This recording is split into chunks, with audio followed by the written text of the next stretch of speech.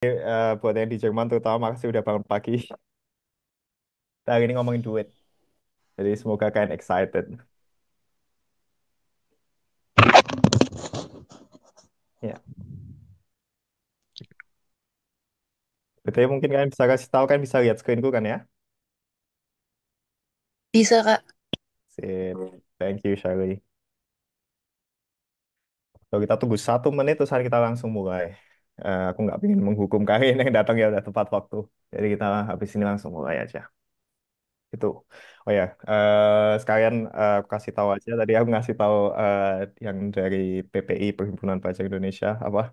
Aku bahasanya sedikit tidak formal. Jadi jangan berharap aku ngomongnya saya Anda. Kita di sini santai aja, anggap ngomong sama teman. Eh, jadi kok kayak mau gue, aku pribadi sih aku kamu. Tapi kalau kayak mau saya Anda juga silahkan juga sih. Ngikut kalian aja enaknya gimana. Itu ya. Oke. Jadi kita mulai mulai aja deh kalau gitu. Selamat datang eh, semua. Ini seperti yang kalian tahu ini kerjasama ku dengan PPI Jerman, Perhimpunan Bahasa Indonesia di Jerman, dan Grow ini juga bagian dari PPI Jerman. Di sini yang bakal bantu aku ngisi webinarnya, terutama ada Angie. Hai semuanya. Em, yang jelas kalian bakal mendapatkan informasi yang banyak hari ini dan aku excited banget nanti kita bakal banyak ngomong tentang cara investasi di Crypto. Em, Angie, kamu mau mengatakan 1 2 kata dulu Ya, sebelum kita mulai? untuk pembukaan mungkin ya. Selamat pagi dan sore bagi teman-teman yang maupun di Jerman atau di Indonesia. Salam sejahtera untuk kita semua. Pertama-tama saya ucapkan selamat datang di webinar Peluang Investasi di Jerman bersama Akasar Dinarga. Perkenalkan saya Angie atau Angeline yang pada kesempatan kali ini akan bertugas sebagai moderator dan saya juga ditemani oleh Anike. Anike mungkin dipersilahkan untuk memperkenalkan dikit. Halo semuanya, perkenalkan, aku Eunike, sama seperti Angie, juga dari PPI. Aku bertugas untuk mendokumentasikan webinar ini. Ya, terima kasih Anika. Perlu kami informasikan juga sejak awal bahwa seluruh sesi webinar ini akan direkam. Rekaman akan digunakan untuk dokumentasi serta publikasi. Dengan bergabung di acara ini, teman-teman berarti telah menyetujuinya. Baik, mari kita sambut Kak Akasa Dinarga sebagai narasumber kita hari ini. Halo, selamat datang Kak Akasa Dinarga. Hai, Ya, langsung makasih saja. udah buka openingnya Onika Ya, dan Angie. langsung Eh, saja, waktu dan tempat saya persilahkan Kak Akasa. Oke. Jadi tadi sudah kita bahas kan ini kerjasamaku dengan Perhimpunan Baca Indonesia Jerman. Kita mau bahas investasi di Jerman. Dan ini agendanya untuk hari ini. Nggak usah khawatir teman-teman kok kalian lupa catat ini semua PowerPoint-nya atau lebih tepatnya PDF-nya nanti bakal kami kirim ke kalian. Jadi nanti kita bahas, terus nanti di ending nanti kalian bisa lihat ini ada diskusi dan Q&A. Kita kasih waktu banyak banget buat itu sekitar 1/2 jam. Jadi banyak pertanyaan yang bisa kayak kami jawab untuk kalian gitu. Dan buat isi acaranya sendiri, selain pembukaan, perkenalan dan disclaimer yang jelas, terutama pengen fokus ke nomor 3, cash konto, target credit konto, fast credit konto, saham, ETF, emas, Bitcoin. Terus nanti kita lihat comparisonnya head to head. Kalian sebagai investasi yang mana? Terus nanti aku mau nunjukin persentase portfolioku kayak gimana juga gitu. Terus nanti kita diskusi. Alright, kita mulai ya. Oke, pertama perkenalan diri dulu. Apa aku sih selalu bilang tak kenal maka tak sayang. Nama aku Akasa. Aku asal dari Jogja, tapi udah lama di Jerman 9 tahun. Terutama aku menghabiskan banyak waktu di Stuttgart karena dulu aku S1 di sana. Tapi sebelum aku S1 di sana, aku studi korek dulu di HTWG Konstanz. Kalau kalian tahu itu di perbatasan Swiss, take course. Ke sana aku akhirnya, tapi kuliahnya hehe.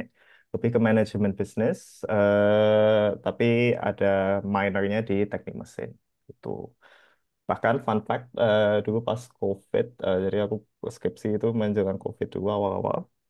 Yaitu skripsiku tentang pasar saham di negara G8 itu, negara dengan ekonomi-ekonomi terbesar dunia, US, Jerman, dan lain sebagainya. Dan aku mempelajari efek COVID ke pasar saham di situ. Jadi, surprisingly, justru malah fokusku di situ dulu pas kuliah tentang keuangan dan pasar saham. Gitu. Tapi sekarang aku ngapain? Sekarang aku jadi konsultan manajemen, dan aku juga suka bikin konten. Kalau misalnya kalian tahu, aku juga ngajar bahasa Jerman dan aku juga kalau ada waktu aku bantu anak-anak yang mau S1, S2 di Jerman. Gitu sih. Oke, oke. Kita, aku pengen kenal kalian juga tapi jadi aku minta tolong kalian buat nge-scan ini atau klik linknya atau isi linknya supaya ya pengen tahu aja sih kalian sekarang posisinya di Jerman tuh lagi ngapain aja. Coba deh, aku juga isi sekalian. Atau kalau misalnya belum di Jerman juga kalian apakah udah tahu tentang investasi di Jerman juga penasaran juga. Gitu.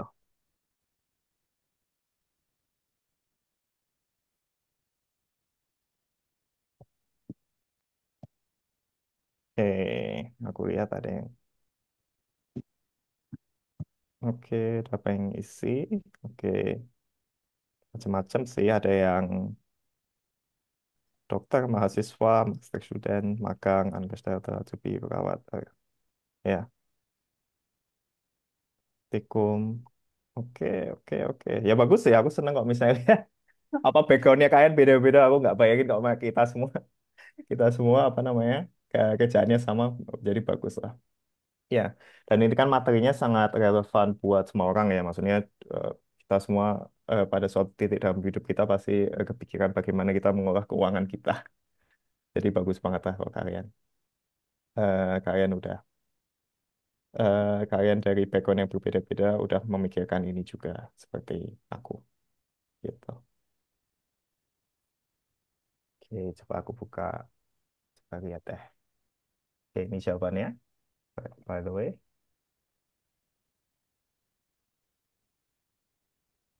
Sip. Oke, ya, student, praktikum, student engineer. Oke, oke, oke, oke.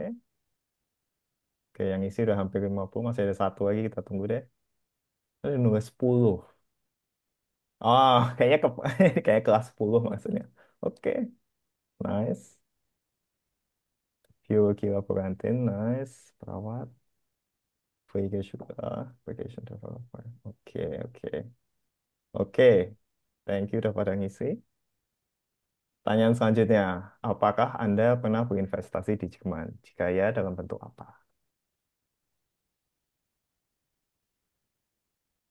Hmm, gue ikutan ngisi deh. ETF, saham, emas.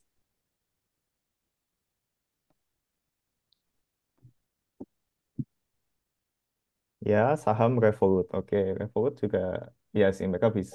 Revolut juga sekarang bisa jadi broker juga sih, benar.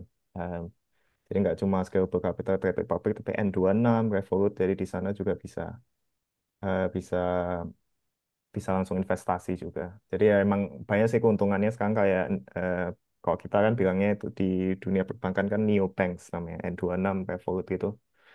Dan mereka juga menawarkan jasa broker gitu buat saham. Baru mau mulai, lo tuh wah, asik.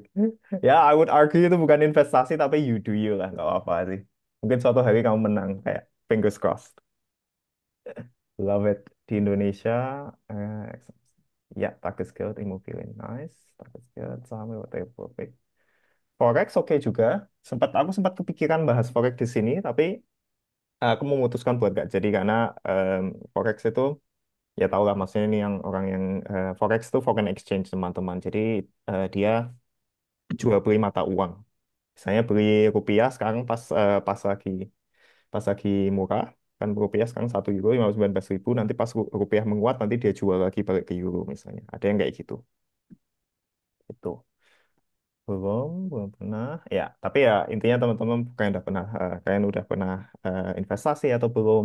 Kita belajar bareng aja di sini. Good. Oke, makasih udah pada ngisi ya. Oke, jadi aku udah tahu. Tapi kelihatannya yang belum apa lumayan gede, jadi nggak apa-apa. Kita mulai sekarang aja. Crypto, Bitcoin, nice. Oke, kita lanjut materinya.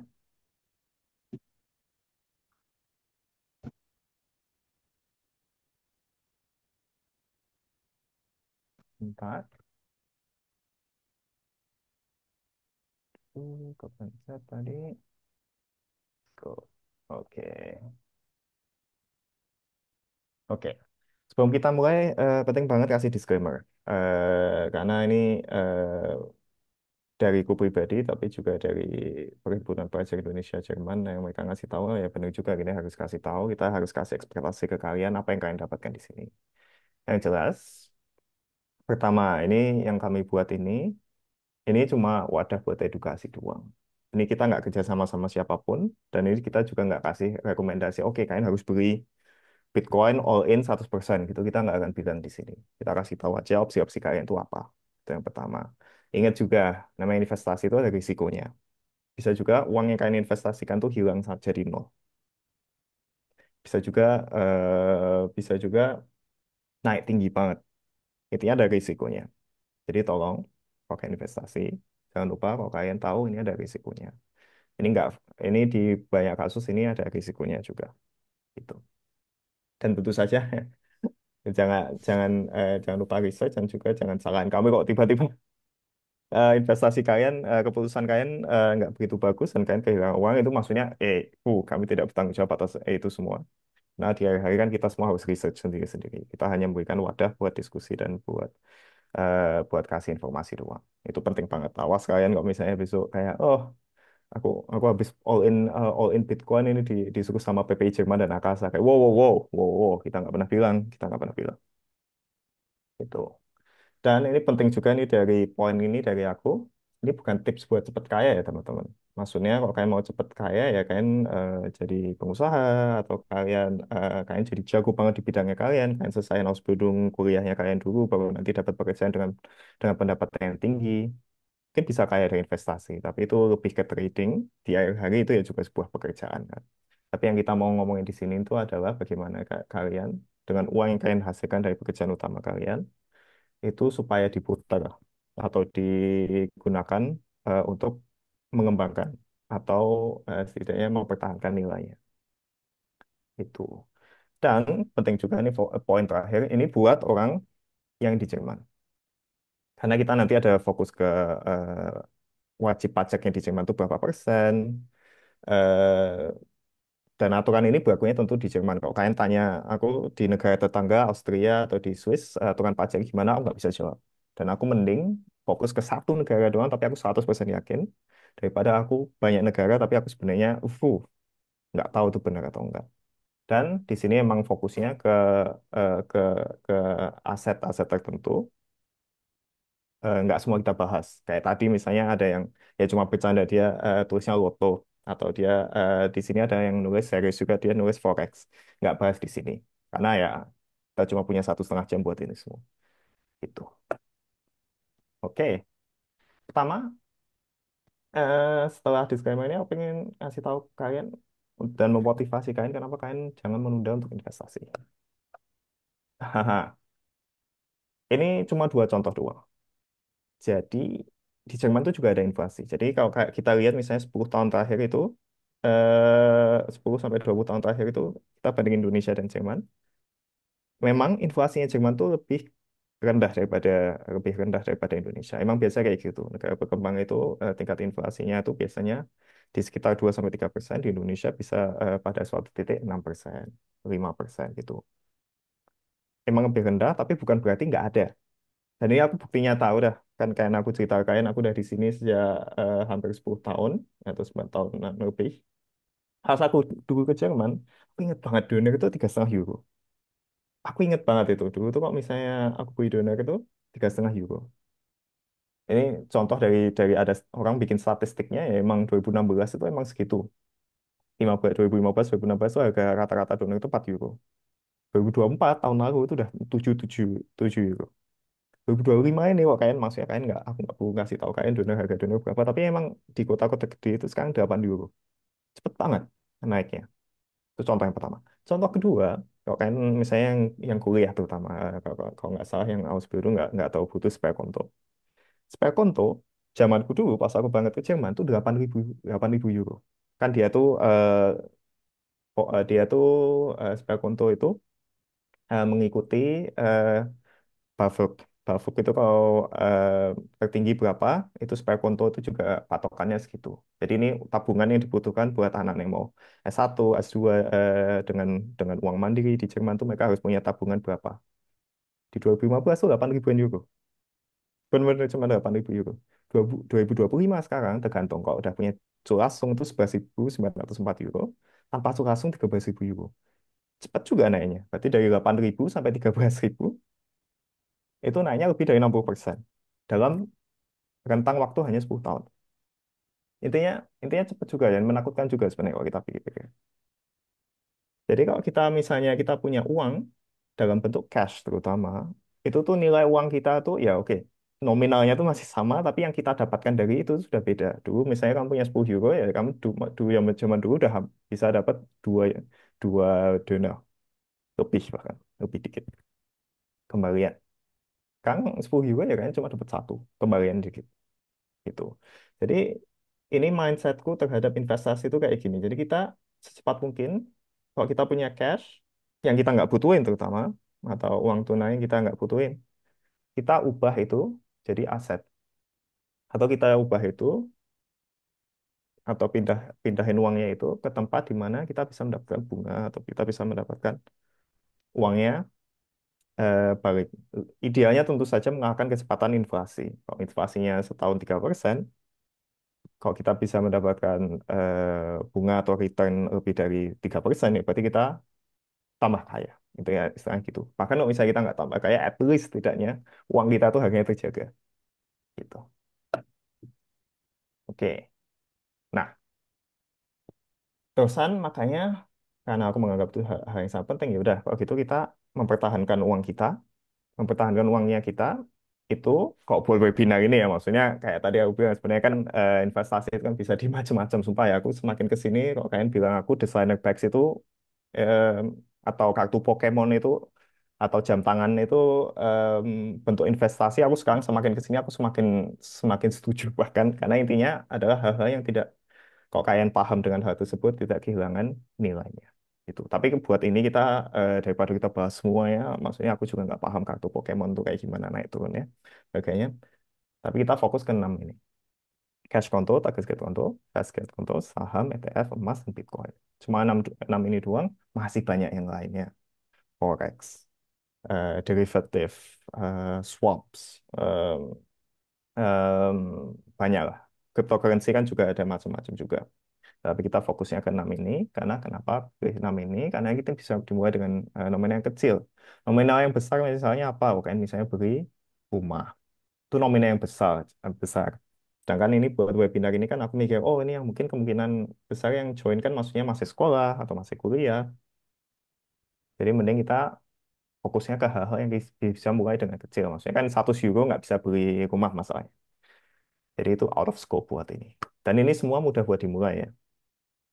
Enam-enamnya ini sangat liquid. Liquid itu bahasa gaulnya intinya itu bisa bisa dijual dengan mudah intinya. Eh, Kalian tanya aja keluarga kalian yang di Indonesia jual tanah tuh sesusah apa atau jual rumah tuh sesusah apa on paper atau di atas kertas itu mungkin harga rumahnya 1 M, 2 M, 5 M, 10 M, tapi nggak ada yang mau beli itu sama aja bohong sebenarnya itu nggak liquid. Kita pada butuh uangnya sekarang tapi eh, tanahnya atau rumahnya nggak bisa dijual. Sedangkan di enam ini beda kasus. Ini sangat liquid. Dan ya spektrum risikonya lengkap juga. Maksudnya kita punya target sekian konto yang maksudnya bunganya kecil banget, tapi aman pasti, dilindungi negara BTW sampai 100.000 euro. Nanti kita bahas lebih lanjut. Terus kita punya Bitcoin juga. Bitcoin kan kayak, ini baru ada sejak tahun 2008, 2009. Orang masih kayak agak was-was ini, ini aman nggak sih? Jadi spektrum risikonya eh, lengkap lah di sini. Itu. Terusan ada yang tradisional, modern, maksudnya kan yang namanya deposito atau fast grade konto itu udah ada sejak zaman dulu. Bitcoin tuh masih baru, ETF ya mungkin masih lumayan lebih baru daripada fast grade konto. Dan semuanya legal, transparan, dan ini banyak yang pakai. Dan yang terpenting juga, aku sebagai orang yang memberikan ilmunya ini, aku punya pengalaman dengan ini semua. Jadi aku nggak cuma aspun, jadi aku tahu ini cara investasinya kayak gimana. Gitu.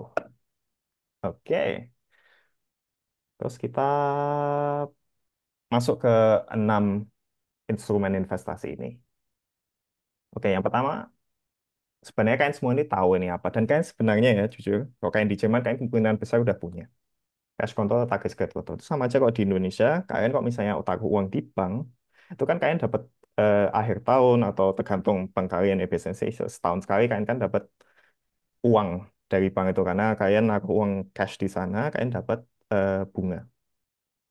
Nah, tapi ilmu yang aku ingin kasih tahu kalian di sini adalah, nah, tergantung banknya kalian beda-beda. Itu ada yang eh, bunga yang kalian dapetin tuh lebih tinggi dari bank lain.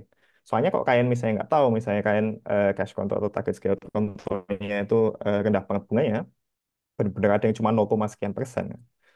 Sedangkan ada yang bisa sampai 2,25%. Tapi kita bahas satu-satu. Intinya definisi karakteristiknya, rekening tabungan bunga di bank yang sudah aku jelasin tadi, kalian pasti sebenarnya punya. Dan ini bagusnya ya ini buat buat kalian beli makan sehari-hari sih. Jadi bisa kalian gunakan setiap hari, uangnya nggak ditahan. Gitu. Contohnya, misalnya kalian punya 10.000 euro di target konto. Terusan bank kalian punya kasih tawaran 2% setahun. Dalam 1 tahun tuh uangnya nanti jadi naik jadi 200 euro. 2% dari 10.000 euro. Udah gitu, bener-bener cuma gitu. Kalian nggak ngapa-ngapain, uangnya naik nambah 200 euro. Gitu. Risikonya rendah banget. Karena di Jerman ini, di Indonesia juga, tapi kok di Jerman aturannya adalah sampai 100.000 euro, itu uang kalian tuh dilindungi pemerintah. Jadi kalau misalnya banknya, di mana uang kalian kalian taruh, itu bangkrut, itu kalian nggak usah khawatir. Karena setiap tabungan kalian, per orang, per bank, saya, misalnya kalian punya 100.000 euro di bank A, katakanlah di Deutsche Bank.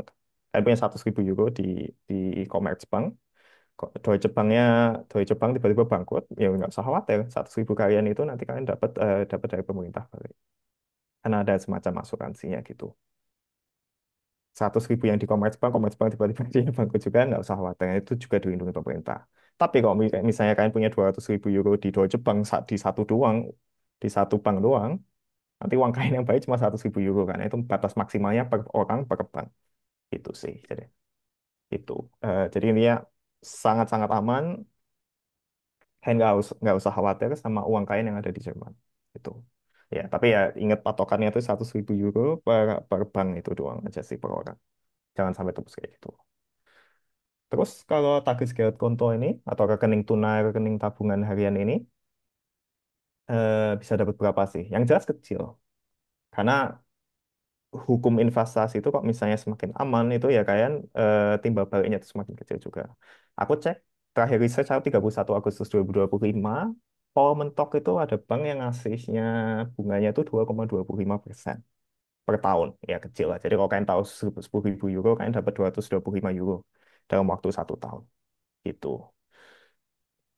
Jujur aja, nggak banyak, nggak bisa ngalahin inflasi pajak-pajak. Maksudnya inflasinya misalnya 3%, berarti uang kalian udah berkurang sebenarnya secara teori. Jadi ya ini bukan buat jangka panjang, tapi ya tentu saja mending mending daripada nggak ada uang cash sama sekali, mending ditaruh di target konto karena ini bisa digunakan secara sehari-hari buat kalian belanja dan lain sebagainya. Effortnya rendah banget, tinggal buka aja. Dan buat perpajakannya, ingat kalau di Jerman itu yang dipajakin itu hanya keuntungan dari sebuah investasi, bukan uang utama yang kalian masukin itu. Jadi kalau misalnya kalian tahu 10.000 euro, perusahaan kalian dapat untung 200 euro dari sini, yang harusnya dipajakin 200 euro. Tapi ada keuntungannya juga di sini. Kalau misalnya nggak nyampe 1.000 euro, misalnya kalian hasil dari investasinya ini cuma di bawah 1.000 euro per tahun per orang, kalian belum bayar pajak. Ya, jadi di kasus ini 200 euronya kalian ya udah itu buat kalian, nggak bakal dipajakin sama sekali. Gitu. Kalau misalnya tembus dari 1.000 euro, lebih dari 1.000 euro per tahun per orang, kalian harus bayar minimal 26,375% untuk keuntungannya. Tambah lagi kalau kalian anggota gereja, itu ada tambahannya lagi. Gitu. Jadi gitu ya, ini menurutku penting banget kalian harus punya. Karena ini satu-satunya di mana kalian bisa gunakan uangnya benar-benar sehari-hari, dan bisa kalian gunakan buat belanja, buat beli makan, buat ngedate atau apalah. Itu. Dan ya sangat aman, dilindungi pemerintah, liquid banget kan bisa ditarik kapan aja. Tapi ya jeleknya ini kalau kalian harapkan ini buat investasi jangka panjang kalian, nggak kemungkinan besar kalah dari inflasi. Soalnya maksimal aja cuma 2,25% buat buat bulan 31 Agustus ini. Ya nggak cocok untuk bangun aset jangka panjang. Oke, caranya gimana investasi di sini atau gimana caranya buka bank ini? Nah, sebenarnya dari 5 langkah ini sebenarnya yang paling penting itu cuma langkah satu sebenarnya. Kalian cuma perlu tahu bank mana yang ngasih bunga paling tinggi. Itu yang paling penting doang sebenarnya. Sisanya itu gampang kayak. Langkah kedua, buka rekening online-nya, verifikasi bahwa kalian transfer uangnya ke bank Tagih Kontonya kalian ini. Terus nanti biarkan berbunga, terus nanti bisa ditarik kapan aja. Itu kan maksudnya easy semua menurutku. Aku nggak perlu jelasin banyak. Tapi yang paling penting itu justru kalian harus ngecek karena beda-beda. Karena kadang bunganya itu naik turun. Jadi kita coba klik aja. Ini dari Finance Plus. Ini mereka startup kesukaanku kalau masalah investasi di Jerman. Ini yang punya Thomas Kell. Nah, sekarang 2% itu 2,25% itu dari bank apa? Dia dari Credit Plus namanya nih. Ya, dia 2,25% itu paling tinggi. Itu udah paling tinggi di Jerman ini. Maksudnya aku percaya ini mereka research karena mereka update terus. Ini bahkan udah mereka update buat September, jadi ini udah diupdate lagi. Terakhir aku cek kan itu buat 31 Agustus. Ya, Momentalk di Jerman itu buat rekening harian ini atau Tagesgeld untuk ini, Momentalk kayaknya dapatnya 2,25%. Aku misalnya ngasih contoh pribadi, aku pakainya Trade Republic. Aku dapatnya 2% dalam setahun. Dan itu Trade Republic ini bisa aku pakai buat ya bayar keseharian, buat bayar makan, kafe dan lain sebagainya. Jadi aku taruh hampir aku taruh hampir semua cashku itu di sini supaya bisa dapat 2% ya. Maksudnya kan free money basically. Ini uang gratis, dilindungi negara. Jadi sayang banget kok kalian nggak naruh cash kalian di akun kayak gini. Gitu.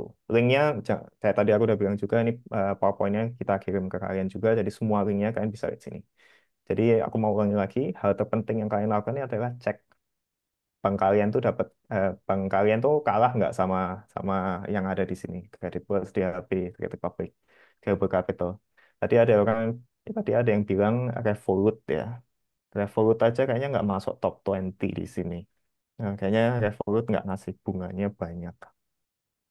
Itu rekomendasi aja. Kalau kalian misalnya butuh target scale konto, cek persentasenya paling tinggi di mana. Dan kebetulan sekarang top 3-nya itu ini. Oke, kita balik lagi ke sini. Oke, ya udah. Langkah 2, 3, 4, 5 nggak perlu jelasin banyak. Tapi yang jelas, karena ini rekening tabungan harian, kalian bisa tarik uangnya kapan saja. Jadi kalian nggak khawatir. Oke, kita lanjut kedua, fast Guild Konto. Nah, ini di Indonesia kenal dengan nama deposito. Pasti kalian pernah dengar, orang tua kan pasti pasti pernah ngomongin ini karena sangat sangat dicintai oleh banyak. Jadi ini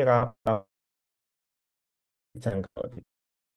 Ini apa dengan Guild Konto tadi? Kalau target Guild Konto kan kita bisa gunakan dia untuk keseharian. Jadi uangnya itu nggak dikunci. Bedanya di sini di di tabungan deposito atau di fast Guild Konto itu biasanya mereka ditahan uangnya buat waktu tertentu. Nggak bisa kamu pakai uangnya dalam waktu waktu itu. Ini contoh praktisnya misalnya gini, kalian tahu 10.000 euro, kalian dapat bunga 2,8% selama 4 tahun. Biasanya kayak gitu, biasanya ada jangka waktunya, kalian nggak boleh pakai uangnya selama 1, 2, 3, 4 tahun misalnya. Nah, setelah 4 tahun itu atau setiap setiap tahun kan bakal dikasih bunganya itu jadi 2,8% euro per tahun. Jadi dalam 4 tahun kalian dapat uangnya jadi total 1.120 euro setelah semuanya selesai. Setelah 4 tahun ini selesai kalian dapat.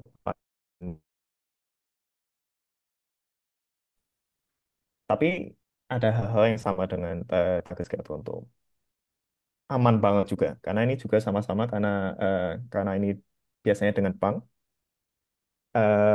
yang tentu saja bank yang dilisensi di Jerman ada perlindungan 100.000 euronya per banknya itu dan ya hasilnya stabil tidak fluktuatif ya kok kalian dari awal udah tanda tangan ini dapatnya 2,8% per tahun ya bakal beneran dapatnya 2,8% per tahun nggak mungkin naik turun gitu.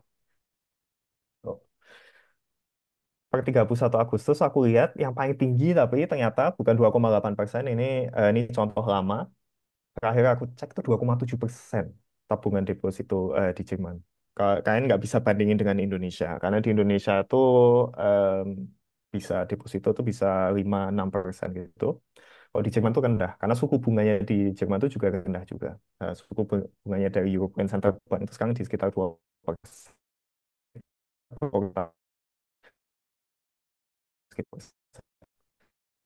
Ini juga rendah, gampang banget. Dan kok masalah perpajakan sama persis kayak target Scarecrow untuk keuntungan kalian 1.000 euro per tahun ya. Per orang itu bebas pajak. Jadi kalau di kasus ya ini kalian dapat 280 euro per tahun, berarti bebas pajak juga. Tapi kalau tembus dari situ 26,375% ditambah kalian kok misalnya anggota dari gereja kalian ada pajak tambahan. Gitu. Kelebihan kekurangan sangat aman, bunga lebih tinggi dari target Scarecrow, tapi enggak lebih tinggi bank, enggak jauh lebih tinggi. Dananya tapi terkunci. Jadi benar-benar kalian sama di contoh ini benar-benar 4 tahun tuh uangnya tuh nggak bisa kalian pegang. Ya udah, eh, ya udah, uangnya di situ doang. Jadi jadi kalau kalian pakai sehari-hari nggak bisa itu trade off-nya di situ sih.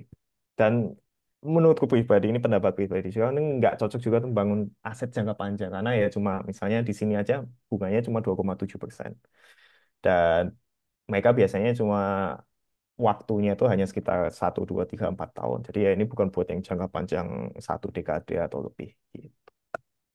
Oke, cara investnya gimana? Hampir sama persis juga kayak kayak kayak target scale contoh. Yang terpenting juga tetap langkah satu juga adalah cek di mana sih bunganya yang sekarang yang tertinggi. Ternyata kalau kita lihat di sini karena kalian mungkin pernah dengar dia juga bisa jadi bank sekarang 2,7%-nya itu di Klarna sekarang. Dia ngasihnya 2,7%. Itu udah paling bagus di satu Jerman. Saya nggak bisa dapat lebih tinggi dari itu. Oke. Sisanya aku jujur pribadi nggak terlalu kenal bank-bank ini. Mungkin aku kenalnya, oke Hanseatic Bank aku tahu dia di Hamburg.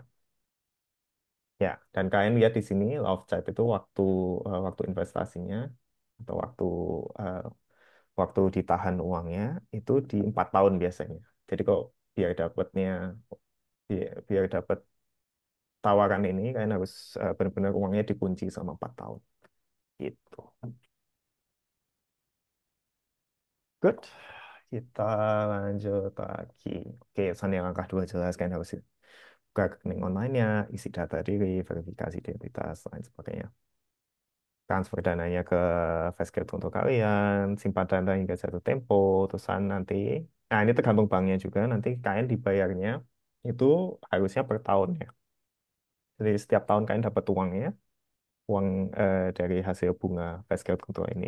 Tapi tergantung banknya juga, ada juga yang per setengah tahun, per bulan, tergantung kebijakan bank. Tapi uang pokoknya yang jelas itu pasti ditahan sampai di akhir periode investasinya ini. Gitu. Right. Lanjut. Kita lanjut sekarang di saham. Oke. Sebenarnya nggak pun jelasin kalian tahu lah saham itu apa. Saham itu kalian memiliki bagian dari sebuah perusahaan. Nah, jadi ya nilainya itu pastinya dipengaruhi banget oleh ya, ini perusahaannya ini OTW bangkrut atau mereka lagi banyak cuan. Kalau misalnya lagi banyak cuan, itu jelas nanti harga sahamnya naik. Biasanya kan kayak gitu. Kalau misalnya dia lagi perusahaannya lagi jelek ya nanti dia bakal nilai sahamnya bakal turun. Tuh. Misalnya kita beli 100 lembar saham di perusahaan A dengan harga 50 euro per lembar. Ya berarti kita investasi 5.000 euro. Kalau misalnya harga sahamnya naik jadi 60 euro, naik 20%, ya nanti nilai sahamnya jadi 6.000 euro, berarti kalian untung 1.000 euro. Kalau turun jadi 40 euro atau turun 20%, ya kalian jadi rugi 1.000 euro. Gitu. Jadi emang harganya naik turun gitu. Nah, kalau menurutku pribadi, secara risiko ini tinggi. Karena gini kan, benar-benar harus research perusahaan yang mereka tuh keadaannya lagi bagus. Dan kita juga nggak bisa nebak masa depan. Maksudnya oke lah, kelihatan kita lihat sekarang mungkin Microsoft, Apple sekarang lagi keadaannya lagi bagus. Microsoft apalagi sekarang eh, lagi ngencengin AI-nya. Mereka juga salah satu investor dari OpenAI, ChatGPT. Tapi kan who knows, mungkin dalam waktu 10-20 tahun lagi apakah mereka masih seperti itu atau 5 tahun lagi bahkan apakah mereka masih sekencang itu, we never know. Dan juga ada kasus ya perusahaan yang bangkrut, misalnya Wirecard, eh, Lehman Brothers, kalau kalian pernah dengar itu salah satu investment bank terbesar di dunia pada masanya. Bisa bangkrut ya berarti sahamnya nanti jadi nol juga. Itu. Tapi imbal hasilnya juga bisa tinggi banget. Misalnya kalau kalian pernah dengar Nvidia itu, nanti kita bahas di comparative, itu mereka sahamnya naiknya puluhan kali dalam dalam waktu 10 tahun itu bisa naik 30-an kali kalau nggak salah. Tapi angka pastinya nanti aku tunjukin di belakang. Itu. Tapi bisa juga jadi nol. Jadi intinya potensi imbal hasilnya tinggi banget, tapi bisa juga riskan banget. Effortnya ini menurutku tinggi banget ya. Jadi aku ngomongin saham di sini tuh saham satuan ya. Gitu. Nanti ETF kan nanti kita bahas lagi. Saham satuan, jadi kan benar-benar harus cek laporannya mereka, laporan keuangannya mereka, balance sheet-nya mereka. Effortnya tinggi banget ya menurutku. Aku pribadi aja nggak terlalu, aku benar-benar hampir nggak pernah dalam waktu 3-4 tahun belakang itu investasi di saham satuan lagi karena aku nggak ada waktu buat ngecek laporan keuangannya mereka, kondisi pasar, kondisi perusahaan ya aku lah oke lah, baca berita itu kurang sebenarnya karena benar-benar harus cek mereka keuangan dalam kuartal ini itu seberapa besar, terus nanti dibagi dengan harga sahamnya, apakah ini hitungannya bagus atau enggak. Aku pribadi nggak seniat itu akhir-akhir ini, tapi kalau kalian mau silahkan. Oke. Tapi kembali lagi ke perpajakan. Perpajakan ya, yang jelas penting banget kok kalian investasi 10.000 euro, terusan naik uang kalian jadi 11.000 euro, yang dipajakin tuh bukan 10.000 awalnya ya, yang dipajakin tuh cuma 1.000 euronya. Kalau kalian cairin, kalau misalnya nggak dicairin ya kalian nggak bayar pajak apa-apa. Di sini juga ada allowance bebas pajak 1.000 euro per tahun per orang. Kalau misalnya tembus dari 1.000 euro per tahun per orang ini, bayar 26,375% juga. Kayak tadi target Tagesgeld konto dan Fastgeld konto. Plus ada Kirchensteuer, kalau misalnya berlaku. Aku nggak tahu kalian anggota kerja atau enggak. Gitu. Kelebihan dan keuntungan kalau aku rangkum, potensi imbal hasil tinggi, bisa nggak investasi banget kalau ini, tergantung kalian pilih sahamnya kayak gimana. Bisa dapat dividen juga, aku lupa bilang. Jadi eh, dividen itu kalau misalnya perusahaannya itu untung dan perusahaannya mau, karena nggak semua perusahaan untung itu mereka ngasih dividen ya. Mereka bisa bagi-bagi keuntungannya dengan para investor. Nggak semua perusahaan kayak gitu. Karena ada perusahaan yang mereka juga menentukan, oke, daripada ini aku kasih dividen, mending uangnya ini mereka pakai buat research and development. Jadi supaya perusahaannya itu lebih maju lagi. Ada yang kayak gitu juga. Itu. Saham tuh ikut juga, maksudnya bursa saham tuh buka Senin sampai Jumat, jadi kan bisa jual itu hampir kapan saja. Tapi ya risikonya tinggi, sangat fluktuatif. Kalian tahu sendiri lah, maksudnya beberapa bulan yang lalu Trump pas dia lagi iseng ngasih tarif ke negara-negara dengan alasan yang kurang jelas, pasar saham kan langsung panik panik panik. Ini kayak oke ini kayak kapitalisme akan berakhir. Ternyata enggak, ternyata Trump cuma agak iseng doang. Tapi itu sempat harganya turun banget beberapa bulan yang lalu. Cuma karena berita-berita kayak gitu. Ya. Tentu saja kalian juga benar-benar karena harus research, kalian harus punya pengetahuan riset yang pengetahuan waktu buat riset juga disiplin juga. Tuh, kalian jangan jual karena panik. Kalian juga jangan beli karena FOMO. Itu juga sering banget terjadi. Saham tuh kayak gitu. Dan di sini kan nggak dilindungi sama pemerintah. Kalau misalnya perusahaan bangkrut ya uang kalian hilang. Ya udah. Kalau misalnya perusahaannya kalian bangkrut ya uang kalian 10.000 euro yang kalian taruh tadi ya hilang. Kalau misalnya nggak bangkrut atau nggak bangkrut tapi dia performance-nya jelek, ya uang kalian kehilangan sebagian karena kemungkinan besar sahamnya juga turun juga. Gitu. Jadi ini risiko tinggi, tapi return-nya juga bisa tinggi juga. Gitu.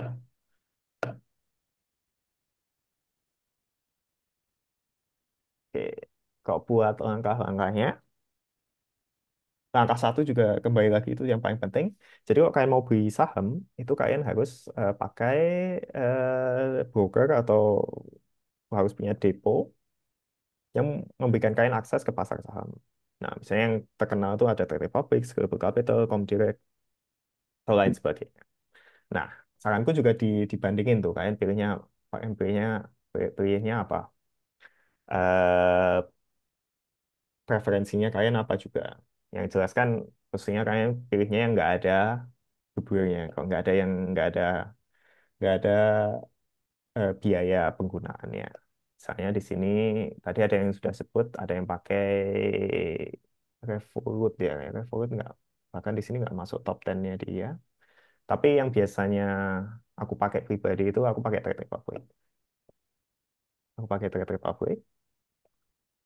Kok di sini dia nggak ada ongkos bulanannya. Tapi kok kalian pakai Scalable Capital juga aku tahu itu bagus, teman-teman pada pakai. Kalian bisa lihat juga kalau kalian beli saham itu harganya transaksi itu berapa. Kalau Scalable Capital 99 sen, 1 euro, 1 euro buat Trade Republic dan lain sebagainya. Dan ada pertimbangan lainnya, misalnya, misalnya, mereka menyediakan apa aja.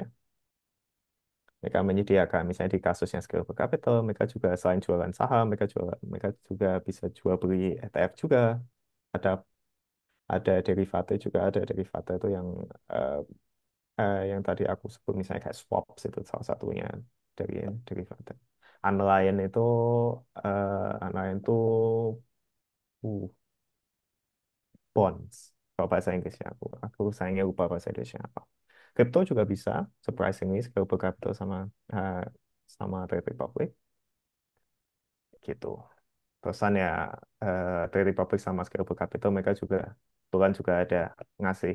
Jadi uang cash yang kalian punya di Scalable Capital dan Trade Republic itu juga ada, kalian dapat bunganya juga. Mirip kayak pakai scale control gitu, 2% gitu. Oke, itu yang pertama. Kalian cek aja, maksudnya em, yang aku tunjukin kalian juga dilindungi sama OJK-nya Jerman. Jadi itu semua udah legit dan verified. Maksudnya bukan berarti kalau kalian sahamnya jadi nol, nah dilindungi pemerintah enggak, tapi transaksi kalian itu setidaknya diawasi oleh OJK-nya Jerman. Itu jadi aman. Oke, kalian buka rekening online-nya, isi data diri, verifikasi identitas, pesan transfer dana dari rekening utama ke rekening efek atau brokernya itu. Ya, dan tentu saja langkah keempat penting banget, please. Kalian kalau di masa saham satuan ini, please kalian harus research banget.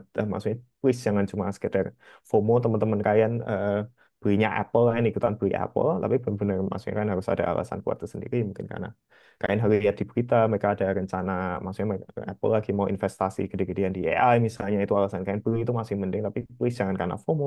Dan kalian juga jangan jual karena kalian takut panik tiba-tiba pasarnya lagi jelek misalnya gitu. Ya, terusan kalian cari saham yang kalian beli, biasanya zaman sekarang gampang banget sih. Kok dulu kan ada yang namanya kode ISIN gitu, karena nama nama sahamnya itu kan kadang kalau di pasar saham itu kayak beda-beda. Misalnya Apple itu tulisannya di pasar saham itu AAPL. Tapi zaman sekarang supaya kayak tulis Apple aja nanti ada langsung ada tulisannya. Jadi kalian kode ISIN kadang udah nggak perlu lagi. Perusahaan ya lakukan pembelian saham sesuai jumlah dan harga yang diinginkan. Nanti suatu titik kalau kalian perlu cairan juga bisa langsung di aplikasinya atau di brokernya itu. Gitu. Oke. Itu buat saham. Oh ya, bisa ya juga wah kelupaan ya. Angka 7 juga bisa ada kan tadi aku sebut ada perusahaan yang dia mereka ngasih dividen itu dikasihnya otomatis kok. Jadi kan nggak perlu ngapa-ngapain itu. Terus nanti kan bisa jual kapanpun juga. Asal bursa sahamnya sedang buka biasanya Senin sampai Jumat. Gitu. ETF. ETF apa sih? Exchange Traded Fund. Ini yang kan dengan namanya reksadana pasif yang diperdagangkan di bursa. Jadi gini, jadi ETF itu kamu bayangin kalau di Indonesia ada yang namanya IHSG, ada di di Jerman namanya DAX, di Amerika ada yang namanya S&P 500. Nah, si ETF ini itu reksadana yang aku omongin di sini ada ETF saham itu biasanya reksadana yang dia itu eh, mengumpulkan jadi kan beli satu satu surat berharga ini, tapi itu sebenarnya cuilan dari perusahaan-perusahaan perusahaan-perusahaan besar yang ada di dunia. Jadi kalian nggak cuma beli satu saham nih. Kalau kalian misalnya beli satu surat berharga ETF ini, kalian bakal investasi ke lebih dari satu perusahaan. Itu untuk mengurangi risiko kalian juga. Misalnya, kalian beli surat berharga namanya ETF MSCI World. Itu dia mengikuti indeks MSCI World. Itu indeks ini itu mereka tuh ngelacak 1.500 perusahaan terbesar di dunia dan dari 23 negara maju. Jadi kalau kalian beli satu surat berharga ini, kalian tuh uang kalian 100 euro yang kalian pakai buat beli saham tuh misalnya 100 euro harganya, itu dicuel-cuel, dibagi-bagi ke banyak perusahaan ini, totalnya 1.500. Alasannya sederhana banget, karena supaya kalian kalau misalnya satu perusahaannya itu bangkrut, itu uang kalian nggak jadi nol otomatis gitu loh. Jadi dari 1.500 euro ini mungkin ada yang performance-nya lagi bagus, itu berarti uang kalian jadi kebantu naik, tapi ada juga pasti dari 1.500 ini yang performance-nya jelek. Dia lagi di perusahaannya lagi nggak lagi keadaannya lagi nggak baik. Ini bagus buat yang namanya diversifikasi atau kalian menyebarluaskan uang kalian. Jadi intinya jangan sampai uangnya ini cuma berada di satu perusahaan. Gitu sih. Tapi aku harus kasih tahu juga. Ternyata aku juga baru tahu pas aku research ini, bukan baru tahu sih, tapi aku nggak menyangka presentasinya segede ini kok bisa di MSCI World ini. Kebanyakan perusahaan Amerika, 72%. Komponennya itu berasal dari Amerika Serikat. Sisanya itu Eropa, Jepang, Kanada, Australia, dan negara maju lain. Aku kira nggak setinggi itu, ternyata 72%. Oke, buat ngasih tahu aja, eh, ada ada opsi investasi ini. Jadi kan benar-benar nggak cuma beli satu saham doang, kan beli cuilan saham dari berbagai banyak perusahaan di dunia gitu. Tapi ya nggak cuma MSCI World ini buat contoh aja ya, juga bisa beli yaitu S&P 500 dan bisa juga beli DAX. Pasti juga ada ETF yang buat ngelacak pasar saham Indonesia IHSG itu. Gitu. Contoh praktisnya ya kayak tadi kayak beli 100 euro misalnya, kalau naik ya kan kalian sesuai dengan saham ya berarti nanti kalian untung harga harganya ini. Kalau misalnya turun ya berarti kalian rugi gitu. Tingkat risikonya menurutku akan menengah lah, menengah. Karena kalian nggak investasi ke satu saham aja, kan investasinya ke banyak perusahaan. Karena ya dengan satu itu kalian langsung otomatis ke investasi ke 1.500 perusahaan nih misalnya. Kalau DAX kan berarti langsung otomatis investasi ke 40 perusahaan. Ada 40 perusahaan di DAX. Tapi tetap ngikutin itu banget sih. Walaupun terdengar sudah sangat terdiversifikasi dan terdengar aman, tetap kerasa banget kok misalnya ada eh, suku bunga suku bunganya Amerika mereka naik turun tuh kerasa banget. Pasti ada efeknya ke ETF juga. Dan juga ya itu kalau ada berita kayak Trump tariff dan lain sebagainya itu tetap tetap naik turunnya kerasa banget. Walaupun udah kita diversifikasi ya. Ya, dan sesuai dengan saham juga nggak dilindungi pemerintah gitu, BTW. Kalau misalnya kalian rugi ya kalian rugi. Gitu. Tapi in my opinion, dalam jangka panjang, worth it banget. Karena kita nggak usah mikir. Karena kita effortnya rendah. Dan juga 10 tahun terakhir sih MSCI World itu per tahunnya tuh dapat 10% rata-ratanya. Kalau nggak salah, kalau kita lihat 50 tahun belakang tuh, kalau nggak salah 7 sampai kayak 6 sampai 8%. Aku nggak yakin persis angkanya. Tapi kalau 10 tahun terakhir aku research kemarin ini ada sumbernya juga tuh 10 tahun terakhir tuh naik 10% terus. Plus minus ya, ini rata-rata.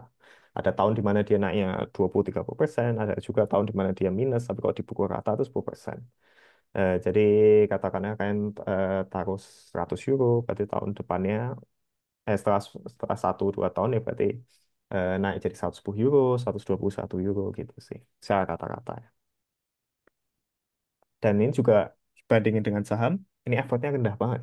Karena kalian nggak usah research banyak banget. Ini, oh pasar, ini perusahaan perusahaan di dalam perusahaan di dalamnya itu kayak gimana, karena mereka udah milihin milihin gitu dalam satu surat berharga ini perusahaan apa apa aja yang ada di situ. Kan bisa lihat listnya bahkan perusahaan apa aja, dan kan bisa lihat kayak mereka tuh sektornya apa aja. Itu keuntungannya dibandingin investasi di saham satuan. Perpajakan juga sama kayak saham satuan. Ada allowance bebas pajak 1.000 euro per tahun, dan juga pajaknya juga 26,375% kalau kalian cairin, dan kalau kalian dapat keuntungan dari situ. Gitu ya. Keuntungan kelebihan, diversifikasinya udah otomatis. Karena biasanya ya, kalau kalian beli saham satuan tuh biasanya kalian ngakuin diversifikasinya sendiri kan. Misalnya kalian nggak pengen, misalnya uang kalian all in ke Apple, BCA atau apalah itu. Tapi biasanya kok kalian beli saham satuan, kalian sendiri yang harus, oke, aku pengen uangku 10% di saham ini, 5% di saham ini. Beda-beda itu kalian harus ngakuin diversifikasi sendiri. Sedangkan kalau di sini kan udah didiversifikasiin ya, udah kalian udah eh, eh, investasinya ke 1.500 perusahaan lebih. Jadi kalian di sini lebih santai di bagian situ. Biaya, biaya lebih rendah dibanding reksadana aktif. Nah, ini mungkin aku jelasin sedikit bedanya apa. Kok reksadana ini kan pasif. Ada juga reksadana aktif. Reksadana aktif tuh benar-benar kayak ada kayak manajer keuangan yang mereka tuh benar-benar milihin kalian uang saham-sahamnya itu ditaruhnya kemana. Saya kayak kamu kasih ke perusahaan ini atau ke orang ini 1.000 euro, nanti mereka yang nentuin. Oh, ini 1.000 euronya eh, buat dibeli ke saham apa aja secara aktif, dan dia bisa juga setiap tahun tuh dia ganti-gantiin saham saham apa aja yang kalian bakal punya. Tapi kalau bedanya di sini yang aku rekomendasiin pribadi ETF itu pasif. Jadi kalian nggak ada perusahaan atau orang yang perlu ganti-gantiin portofolio saham kalian itu. Dan oleh sebab itu, karena ini otomatis, jadi biayanya juga lebih rendah. Itu sih. Liquid juga jelas. Bursa saham buka 5 hari seminggu. Potensi hasilnya baik juga. Ya maksudnya 10% itu mungkin tidak terdengar banyak ya, teman, tapi kan numpuk. Kalau bahasa gaulnya di investasi itu compound. 10% itu hitungannya banyak, karena dalam 10 tahun tuh bakal eh, bakal bahkan bakal jadi double uang kalian kalau kayak misalnya uangnya ditaruh di sini gitu. Tapi ya tetap aja, ya tetap ada risiko pasar, tetap bisa turun karena you never know apa yang akan terjadi. Mungkin ada COVID lagi, eh, Trump nanti kepilih ketiga kalinya, dia ngubah konstitusi, I don't know. Bisa bisa terjadi apapun. Dan nggak ada jaminan dari pemerintah. Gitu.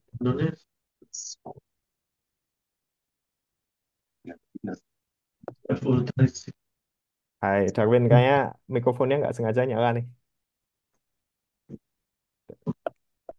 Gitu. Em, Kalau cara investasinya sama persis kayak saham, karena di tempat yang tadi aku sebut kayak The Republic, Scalable Capital, Comdirect dan lain sebagainya itu kalian bisa beli ETF juga. Biasanya di tempat-tempat kayak gitu tuh kalian bisa beli saham satuan, tapi kalian bisa beli ETF juga. Jadi aku nggak perlu jelasin banyak di sini. Jadi caranya sama persis kayak saham, terus kalian bisa cek juga di link ini nanti gimana kalian bisa kalian di tempat mana bisa investasinya dengan plus minusnya. Gitu. Oke. Emas. Emas juga menarik banget, BTW. Ini lagi ngehit 10 tahun belakang. Tapi ya, ngehit 10 tahun belakang bukan berarti ini FOMO ya, karena emas itu udah digunakan sejak ribuan tahun dari zaman dulu. Oke. Tapi yang jelas, kalian tahu emas itu apa, nggak perlu jelasin banyak. Dan kalian tahu cara dapat untungnya dari emas gimana. Kalau harga emas naik, terus kan kalian jualnya pas eh, lebih mahal daripada pas kalian dulu beli, kalian jual kan bisa untung gitu. Em, Mungkin aku agak kasih tahu potensi imbal hasilnya. Kalau dalam waktu 10 tahun terakhir itu dia per tahun naiknya itu 11% emas. Lumayan tinggi, bahkan ngalahin ETF. Aku juga agak kaget, tapi emang ada sedikit hype di emas di 10 tahun belakangan ini. Jadi harganya itu benar-benar naiknya tinggi banget 10 tahun belakangan. Effortnya juga rendah juga ya, maksudnya emas adalah emas gitu. Asalkan kalian nyari emas yang bebas pajak, itu bisa kalian investasiin menurutku. Cuma kalau misalnya kan beli secara fisik itu ya paling cuma effortnya itu kan harus simpan di tempat yang aman. Karena benar-benar kalau misalnya emas itu kecil kayak gini itu bisa ribuan euro. Kalau misalnya hilang kan sedih, nggak kerasa juga kan kadang kecil kayak gini doang hilang, tapi kan kehilangan 3.000, 4.000, 5.000 euro. Gitu. Yang paling atraktif dari emas itu menurutku adalah kok ditahan lebih dari 1 tahun tuh bebas bebas pajak. Itu sih yang paling oke banget menurutku. Dan 1 tahun tuh bukan waktu yang lama ya. Maksudnya orang yang benar-benar ingin investasi dalam waktu panjang ya 1 tahun. Itu bukan waktu yang panjang. Ya, ya itu kelebihannya yang jelas melindungi terhadap inflasi dan krisis karena 11% kan lebih tinggi daripada daripada inflasi. Diakui secara global, kamu mau beli emasnya di sini, kamu jual ke Indonesia, semua orang paham emas itu apa. Buat diversifikasi portfolio juga, jadi aku cerita juga, jadi biasanya kalau misalnya kalau misalnya saham itu harganya turun, emas itu malah naik biasanya. Jadi kebalikan nih. Jadi orang itu kok lagi panik di dunia ini, misalnya lagi pasar saham lagi panik, itu mereka tuh ganti uang atau investasinya jadi ke hal-hal yang mereka anggap jadi lebih aman dan ini salah satunya emas. Jadi bagus banget itu. Jadi biasanya kalau misalnya saham kalian lagi turun, misalkan punya saham dan emas, saham lagi turun, kalian punya emas, sahamnya naik, sahamnya turun, emasnya naik. Jadi kayak saling melindungi gitu. Nah, itu yang namanya diversifikasi portofolio juga kayak gitu. Jadi pas pas saham kalian lagi turun, kalian untungnya punya emas, emasnya kalian lebih tinggi. Jadi kalau kalian butuh banget uang, jangan jual sahamnya, jual emasnya kayak gitu. Soalnya kalau kalian jual saham di masa di mana lagi panik COVID atau Trump kemarin gitu, kan bakal rugi. Jangan tapi kalian kalau punya saham di waktu itu malah punya emas di waktu itu malah kalian untung. Gitu. Bebas pajak. Tapi ya di sini ingatkan maksudnya nggak ada dividen, nggak ada bunga. Jadi benar-benar itu komoditas. Jadi kalian dapat uangnya ya kalau harganya naik. Dan itu ada. Kalau kalian misalnya butuh safe atau kan butuh locker di rumah ya kan harus bayar buat beli penyimpanan. Dan kalian juga bisa itu sih kalau kan punya saham kan bisa juga titip di bank atau titip di tempat aman gitu nanti kan bayar persentase buat nyimpen nyimpen emas kalian ini. Gitu. Oke. Oke. Mungkin yang penting di sini maksudnya nggak perlu jelasin langkah-langkah belinya kayak gimana, tapi yang penting di sini adalah opsi pembelian emas bebas pajak.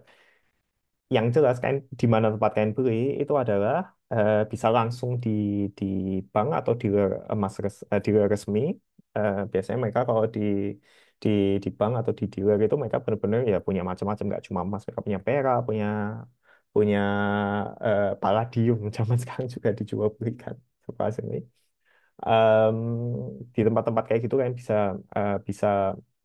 bisa beli. Kan bisa juga belinya online. Itu yang aku lakukan juga kadang aku males juga maksudnya jalan ke ke bank atau ke dealer resmi ini kan bisa juga beli di bank. Beli online, sorry. Nah, ini contoh-contoh tepatnya ada Degusa atau Degusa terkenal banget.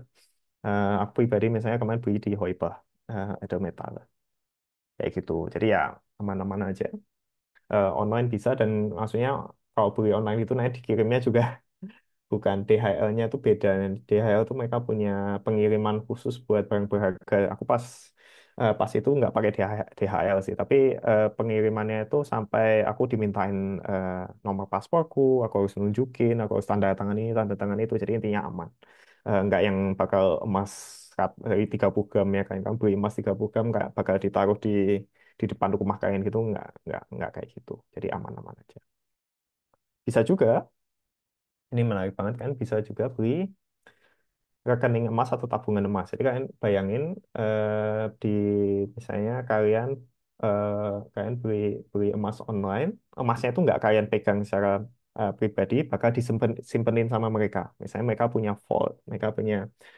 mereka punya tempat aman buat nyimpanin emasnya ini di London misalnya atau di Frankfurt. Nah, kalian nggak pernah lihat emasnya secara fisik, tapi kok kalian misalnya minta mereka buat kirim emasnya ke kalian juga bisa. Tapi kalau misalnya kalian nggak mau, ya bakal mereka yang simpenin gitu. Atau bisa juga ada semacam ETF ya, tapi lebih tepatnya ETC sih, Exchange Traded Commodity. Itu mereka itu surat berharga yang mengetrack harga emas.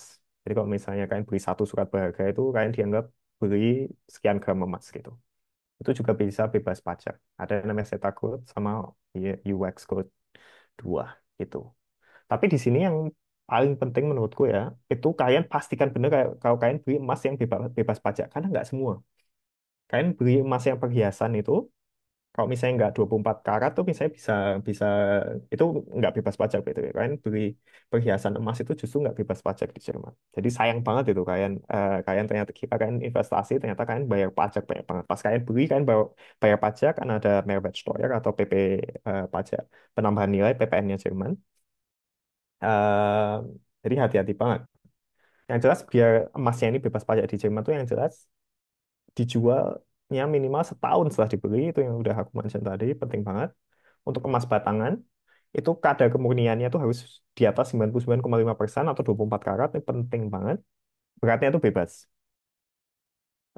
Bebas maksudnya bebas kalian beli 1 gram 10 gram tapi intinya harus yang diakui di pasar gitu loh. Karena emas 7 gram itu jarang dan orang itu nggak semuanya beli kayak gitu. Tapi kan bebas pilihnya 1 gram 10 gram 1 ounce itu 31 gram 100 gram dan lain-lain gitu. Jadi mereka ada satuannya itu kan bebas belinya yang mana tapi harus yang satuan yang sering orang pakai gitu. Itu untuk batangan. Ada juga koin. Kok koin agak beda nih. Kok koin kadar kemurniannya biasanya koin tuh biasanya dicampur sama perak juga sama tembaga juga kadang. Itu asalkan di 21 22 karat tuh itu masih bisa bebas pajak.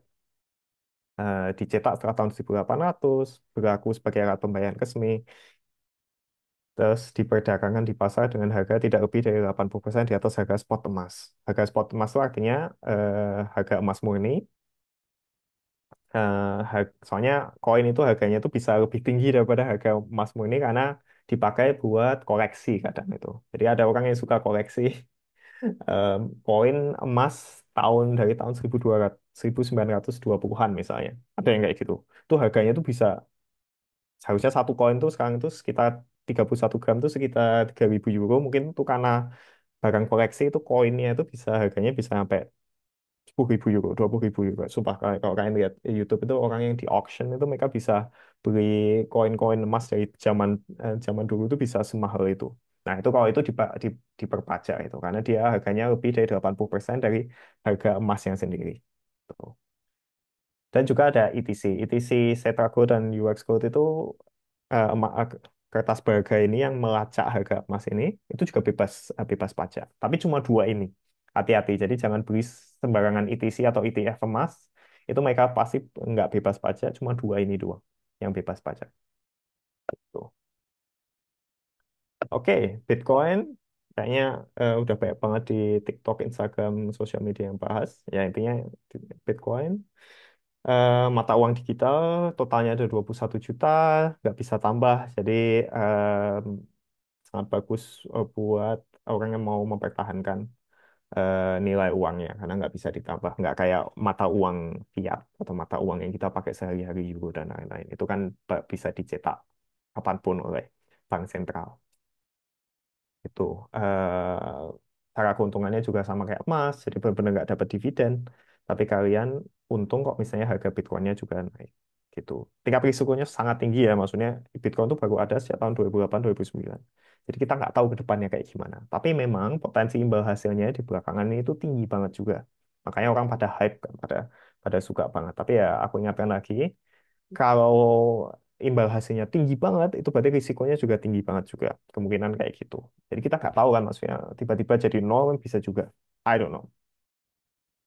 Tapi kalau aku pribadi lihat, kalau buat Bitcoin ini aku tidak mewakili semua cryptocurrency ya, karena beda-beda ada yang super volatil banget. Bitcoin aja hitungannya buat cryptocurrency itu yang paling aman bahkan. Nah, dan dia effortnya kok menurutku itu rendah buat investasi di sini, karena kalau kalian cuma ngelacak ya nilai Bitcoin doang. Dan kalian beli pas lagi murah, kalian jual pas lagi mahal gitu. Perpajakannya mirip kayak emas karena dianggap komoditas. Setelah 1 tahun tuh bebas pajak tuh. Nah, kalian di sini belinya juga bisa di tempat-tempat kayak Trade Republic dan lain sebagainya. Tapi kalau aku pribadi lebih suka sebenarnya kalian beli di tempat yang khusus buat menjual cryptocurrency, misalnya Bitfavo, Coinbase, Binance. Dan yang jelas harus diawasi oleh BaFin. BaFin tuh OJK-nya Jerman. Eh, Nah, di sini juga ada kalian bisa lihat ini ya tempat-tempat di mana kalian bisa beli.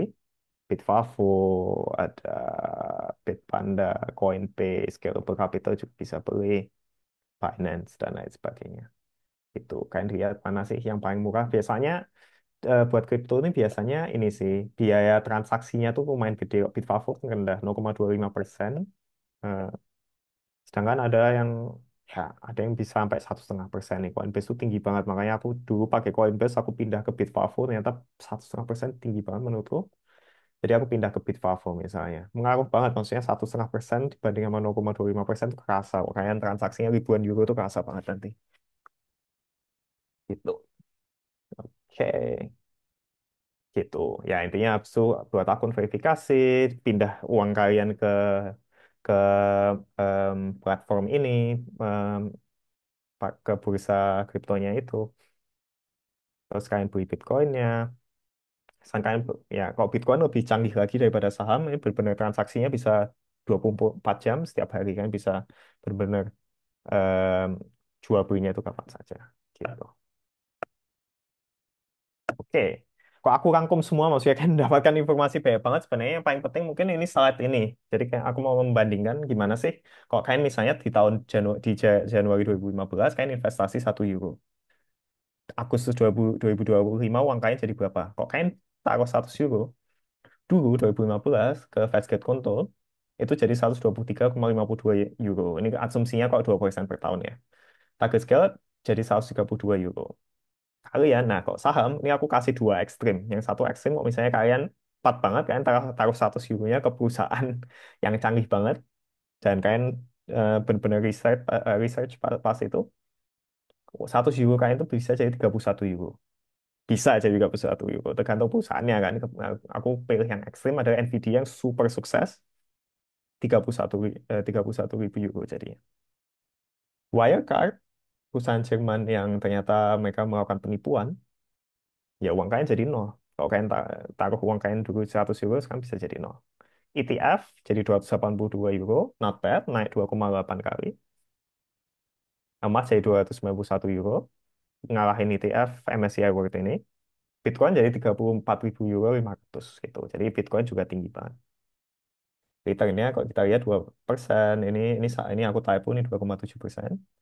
78,2% buat Nvidia per tahun nih, gila. Maksudnya ini wah kalau hebat banget kalau bisa lihat ternyata Nvidia bakal bakal segede ini. Saham Wirecard nggak tahu naik berapa, nggak penting juga mereka bangkrut. ETF aku tadi bilang 10% per tahun, ini 11% per tahun. Bitcoin tuh 73% setahun gitu. Itu ya. Dan pro kontranya ya ada semua ya. Intinya tadi aku bilang pokoknya semakin aman tuh returnnya semakin kecil, semakin kalian berani nggak tahu, maksudnya kadang berani bisa bikin hoki banget kayak Bitcoin sama Nvidia, tapi kok misalnya ternyata bisa nggak hoki juga, misalnya kayak ke Wirecard gitu. Gitu. Alright, nah bisa kalian baca lagi ini. Oke, buat tema waktu apa agak cepet juga ternyata aku ngomongnya lebih lama dari yang aku pikirin. Oke, kita bisa lanjut ke Q&A. Ini slide terakhir yang pengen aku tunjukin kalian. Jadi ini keuanganku pribadi. Aku taruh uangku di mana sih? Aku nggak ngasih tahu nominalnya, ngasih tahu persentasenya aja. Tapi aku pengen nunjukin kalian kenapa sih aku milih kayak gini. Jadi aku paling banyak itu malah taruhnya di saham dan ETF. Ya karena apa alasannya? Karena aku investasi ke hal-hal yang benar-benar aku pahami. Dan aku paling paham tuh saham dan ETF. Jadi aku makanya taruh uangnya mostly di situ. Kripto aku paham tapi belum sepede itu, makanya aku taruh cuma sekitar 14%. Dan emas aku taruh sebagai, ya, aku pengen gedein persentase emasku bahkan sekarang ya supaya membantu membantu kok misalnya sahamnya lagi turun biar ada yang mempertahankan nilai portofolioku itu emas. Ya, itu alasan pertama. Aku investasi kepada hal yang aku paham. Dua, aku menyesuaikan portofolio dengan tingkat risiko pribadi. Maksudnya kan orang kok lihat ini, uangmu hampir semuanya di saham, ETF, kripto, dan emas. Aku punya cash cuma sekitar 19%, itu aja aku sebenarnya pengen turunin. Ya karena itu tingkat risiko pribadiku. Maksudnya, oh oke, aku dengan ini aja aku bisa hidup. Eh, Maksudnya aku misalnya tiba-tiba berhenti, maksudnya aku tiba-tiba nggak dapat gaji bulan depan, ya aku bisa hidup-hidup aja dengan ini. Gitu. Dan aku emang pribadi menganggap ini buat aku pribadi nggak terlalu riskan gitu. Nah, ini juga menyediakan porsi kas yang cukup untuk kebutuhan pribadi maupun bisnis agar tetap aman dan liquid. Nah, ini aku maksud tuh ngomongin yang 19,2% ini. Menurut pribadi aja terlalu besar. Aku kaget pas aku ngitungin ternyata uang cashku ditaruh scout sama di cash itu 20%. Terus aku baru ingat alasannya kenapa aku lakuin ini. Karena kan aku gaji orang juga. Karena aku punya tim sosial media kecil, dan juga aku ada kursus bahasa Jerman, bimbing bahasa Jerman gitu. Oh ya, aku harus gaji mereka, jadi aku nyiapin cash kalau misalnya ada rainy days lah, ada hari-hari yang nggak enak, ya aku bisa bisa gaji orang gitu sih. Tapi kalau aku pribadi sebenarnya aku cash tuh pinginnya lebih dikit dari ini sebenarnya. Tapi karena aku ada tanggung jawab ke orang lain, jadi aku naikin jadi 19% gitu. Diverse karena aku nggak cuma investasi ke satu hal, perusahaan mengantisipasi dinamika ekonomi dan pasar itu yang aku omongin di sini, maksudnya emas biasanya kalau saham turun emas naik, jadi aku antisipasinya itu pakai emas.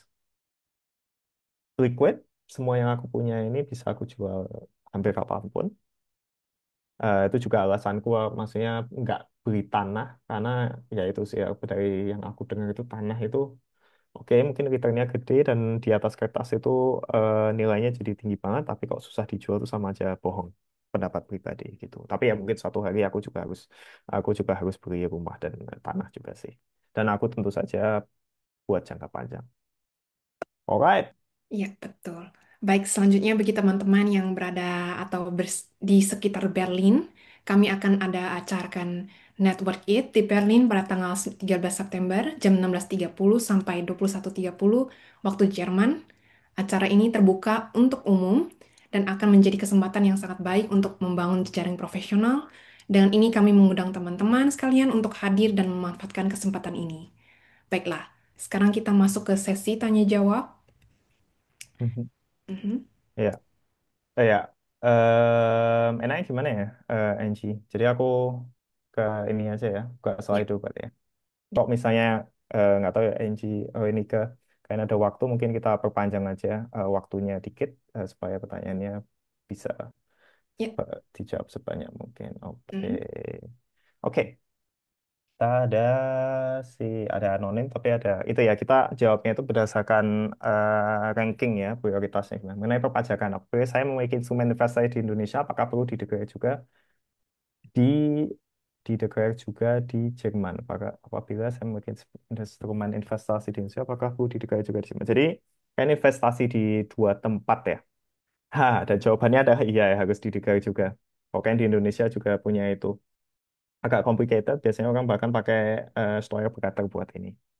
Tapi ya, harusnya itu kalian lengkap semua yang kalian punya, karena kalian wajib pajak di Indonesia, di Jerman soalnya. Jadi terserah uang kalian di mana itu sebenarnya officially, maksudnya aku rekomendasi juga ya harus didegain juga di Jerman. Itu. Itu yang pertama. Kedua, tentang pajak untuk investasi stok USA trading di Jerman pakai akun Indonesia itu bangun alur perpajakan belum mengantisipasi supaya pajak tidak bayar dua kali. Nah, ini termasuk di disclaimerku. Jadi kalau kalian punya akun Indonesia itu out of scope, aku nggak tahu eh, perpajakannya kayak gimana. Karena aku fokusnya kalian tuh, aku rekomendasi banget kalian posisi di Jerman ya kalian pakainya brokerin Jerman, platform di Jerman, karena itu membuat perpajakannya jadi repot banget.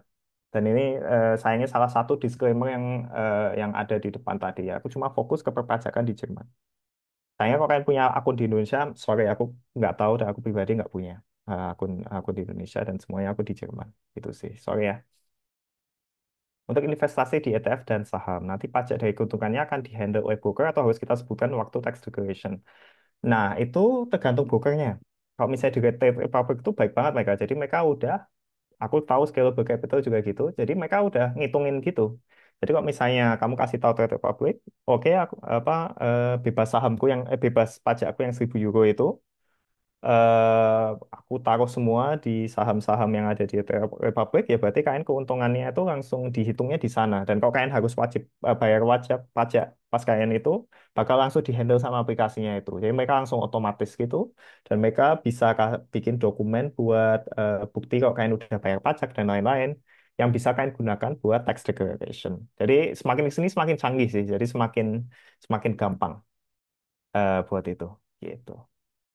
Oke, selanjutnya. Kak, kalau invest di saham mending broker Indo atau at least pakai akun? No, aku aku di aku di Jerman. Nah, penting juga untuk kalian ingat, kalian itu bayar pajak kalau sahamnya itu kalian cairin. Kalau misalnya naik, kalian punya em, beli saham terusan naik 200%, kalian nggak pernah cairin ya, kalian nggak bayar pajak BTW. Dan mungkin suatu hari kalian pindah ke negara lain. BTW kalau kalian pindah negara lain, walaupun saham kalian ada di platform Jerman itu bisa dibawa juga BTW itu. Bisa dipindah ke negara lain juga. Nah, kalau misalnya kayak gitu, kalau misalnya kalian pindah ke negara lain, ya kalian suatu hari nanti bakal wajib pajak di negara tersebut. Dan pajaknya di negara lain itu mungkin lebih rendah daripada di Jerman. Jadi di bagian ini, aku nggak terlalu mempermasalahkan. Karena sebenarnya bayar pajaknya kan cuma kalau misalnya dicairin. Dan kalian entah besok pas kalian cairin 20-30 tahun lagi kalian di mana. Kecuali kalian mau cairinnya, ya lah kalian mau setiap 5 tahun kalian mau cairin. Oh, itu beda cerita ya kalian harus ngikutin pajak Jerman. Gitu. Broker Indo, ya kayak aku bilang tadi, sebenarnya kalian posisi wajib pajak di Jerman tuh kalian bayar pajaknya di sini. Terserah kayak itu broker Indo atau apa. FYI aja. Gitu. Apakah ada konsepnya taruh 100% liquid cash kita di Target Square untuk sort of bank regular? Pengeluaran Wunung, gak usah ke situ aja. Nggak ada sih. Kalau di target 100% itu yang BTW itu yang bahkan aku lakukan. Jadi kalau misalnya si cash konto dan target guard konto itu ada yang bisa dipakai juga buat bayar keseharian. Misalnya aku taruh 100, nggak taruh 100% ya. Aku taruh kayak 60-70% cashku itu di Trade Republic misalnya. Ya udah aku bisa bayar-bayar dari situ juga. Bayar. Trade Republic kan dia gabungan dari bank, gabungan dari broker, dan dia juga ada cash konto target guard kontonya itu ya udah bisa dipakai buat sehari-hari jadi kok menurutku nggak ada consnya jadi itu aku kayak rekomend banget please please please uang kalian kalau kalian ada liquid cash itu jangan taruh di di di cuma konto yang cuma dapat 0, sekian persen dalam setahun jadi langsung pindah semua karena sayang banget gitu. Kalau cut loss itu apakah juga masuk dalam hitungan 1.000 euro? Cut loss, cut loss. Jadi kalian jualnya rugi kan? Kalau cut loss gitu. Ya kalian nggak bayar pajak. Kalau rugi itu nggak bayar pajak di Jerman. Kalau kalian 10.000 euro, kalian investasi, ternyata uang malah jadi 9.000 euro, kan kalian rugi. Ya udah kalian nggak bayar pajak sama sekali dong. Kan kalian nggak, kan yang dipajakkan kan keuntungannya doang. Jadi ya cut loss ya udah. Kalau misalnya cut loss ya udah bebas. Kalian nggak bayar apa-apa. Kalian rugi bahkan. Apakah para paus Petra di saham ini berlaku juga untuk dividen gain atau hanya di capital gain aja? Di dividen, ya, berlaku di dividen gain juga. Pertanyaan bagus itu. Iya. Jadi makanya ada orang yang mereka tuh sengaja, kita ngomongin ETF ya, soalnya kalau perusahaan, kalau saham satuan nggak bisa milih dividennya turun atau enggak. Itu termasuk di para paus Petranya itu termasuk di dividen gain juga sayangnya. Jadi kalau misalnya dividen gainnya tinggi, udah tembus 1.000 euro juga, ya berarti kan harus bayar pajak juga di situ sayang itu. Makanya strategi strategi pribadi aku pilihnya ETF yang mereka itu nggak ngeluarin dividen. Jadi dividennya tuh nggak dicairin tapi langsung diinvestasiin lagi ke ETF-nya itu. Supaya aku selalu em, menghindari tembus spar pause better aku. Spar pause better aku bahkan setahun-tahun setiap tahun tuh cuma aku pakai 1.000 euro itu aku maksimalin cuma buat itu sih target scale kontoku sih. Pokoknya aku nggak mau gain lebih dari 1.000 euro dalam 1 tahun supaya aku nggak pernah tembus 1.000 euro nya. Sisanya eh, aku biarin supaya di reinvest saja sih. Aku butuh uangnya kan nggak tahun ini, nggak tahun depan, nggak 10 tahun lagi. Jika mau jual Bitcoin yang disimpan di cold wallet, dibeli lebih dari 1 tahun, seperti apa bentuk laporan ke finansamnya untuk membuktikan kalau Bitcoin tersebut? Nah, itu aplikasinya juga udah pada canggih sekarang itu bisa ada di situ juga bisa ada statementnya kalian itu beli kapan dan itu bisa dipakai buat ke Finansam juga itu jadi sekarang kalian nggak usah khawatir kalau kalian pakai platform dan aplikasi-aplikasi gitu mereka juga ada bukti lengkapnya juga kalian belinya kapan kalian kalian tahannya udah berapa lama itu udah gampang banget dibuktiinnya zaman sekarang gitu. Nah, 1.000 euro itu batas untuk akumulasi semua keuntungan di semua instrumen atau per instrumen. Itu sayangnya adalah semua instrumen. Jadi 1.000 euronya ini buat kalian, misalnya kan punya target scale konto, kan punya saham, kan punya fast scale konto, itu digabungin semua, terusan kok misalnya lebih dari 1.000, ya kan bayar pajak buat itu. Itu. Jadi sayangnya 1.000 euro itu buat total, sayangnya. Tapi aku mau nambahin juga yang buat 1.000 euro itu buat per orang ya. Kalau kalian punya pasangan, itu jadi 2.000 euro. Gitu. Kak Akasa kenapa nggak pakai kredit bos? Kan cincinnya lebih gede. Pertanyaan bagus juga. Maksudnya yang pertama, ya kalau misalnya setiap kali, maksudnya kan bunganya kan ganti-ganti kan. Bukan setiap bulan sih, tapi setiap berapa bulan. Aku nggak suka, maksudnya setiap 2 atau 3 bulan masa aku transfer ke sini, transfer ke itu. Effortnya kan gede, harus bikin, harus verifikasi, harus ini. Cuma buat nambah dari 2% jadi ke 2,25% kayak. Aku pribadi effortnya, nggak, aku rasa sih nggak seniat itu ya aku. Effort aja sih. Maksudnya aku nggak rasa itu worth it. Cuma buat nambahin 0,25% gitu. Bagaimana proyeksi pertumbuhan ekonomi Jerman dalam 5-10 tahun ke depan dan sektor mana yang diprioritaskan pemerintah? Em, jadi gini, kalau kamu nanya tentang ekonomi Jerman 5-10 tahun ke depan, eh, kan aku berusaha ngehubungin ini sama yang barusan aku omongin di webinar kan. Jadi kamu tanya ini kemungkinan buat target scale konto sama fast scale konto. Soalnya kan saham dan lain sebagainya kan, ya oke itu berhubungan juga dengan pertumbuhan ekonomi Jerman. Kalau misalnya kamu investasinya di saham Jerman juga ya. Tapi kalau pendapat pribadi 5-10 tahun ke depannya itu tergantung pemerintah sekarang itu mereka menggunakan uang yang mereka gunakan dari mereka kan sekarang udah nggak ada debt break gitu kan ya, udah nggak ada Schuldenbremse namanya. Udah mereka bisa utang sebanyak apapun. Nah, itu tergantung utang yang digunakan sama pemerintah yang sekarang ini itu digunakan buat apa. Itu aja sih. Em, dan atau maksudnya kan hukum baru ini yang menghilangkan Schuldenbremse kan baru tahun ini. Dan proyek yang direalisasikan dari itu baru kita lihat tahun ini dan tahun depan dan mungkin 2 tahun lagi. Jadi aku pribadi masih optimis, tapi kita lihat 1-2 tahun lagi itu uangnya itu dipakai buat apa? Kok digunakan untuk investasi yang bagus-bagus, em, yang benar-benar bisa mendongkrak ekonomi, ya bakal bakal prospeknya lebih bagus. Karena kita tahu Jerman sekarang lagi ekonominya lagi nggak spektakuler. Tapi ya kita harus sabar sih untuk menjawab itu 5-10 tahun ke depan kita nggak tahu. Kita benar-benar harus lihat pemerintah yang sekarang ini mereka sebijak apa menggunakan uang baru yang dari em, dari utang itu sih. gitu. Jadi aku nggak bisa jawab untuk itu sekarang. Bunga deposito di Indonesia lebih tinggi kepikiran buat transfer euro ke rupiah tuh. Kalau bunga deposito di Indonesia lebih tinggi ke Akasa. Kepikiran buat transfer euro ke rupiah terus buka deposito di Indonesia nggak? Kalau nggak, pertimbangannya apa? Jawabannya adalah nggak. Soalnya gini, deposito di Indonesia itu lebih tinggi. Tapi Indonesia tuh sebagai mata uang itu tuh sangat tidak stabil. Aku kasih contoh, misalnya kalian 3 tahun yang lalu kalian taruh deposito, kalian transfer uang kalian 1.000 euro, kalian taruh kalian lempar ke Indonesia supaya kalian dapat deposito lebih tinggi jadi 5%. Sure, fine. Lebih tinggi 2-3% daripada di Jerman. Kalian ngerasa kalian untung banyak banget.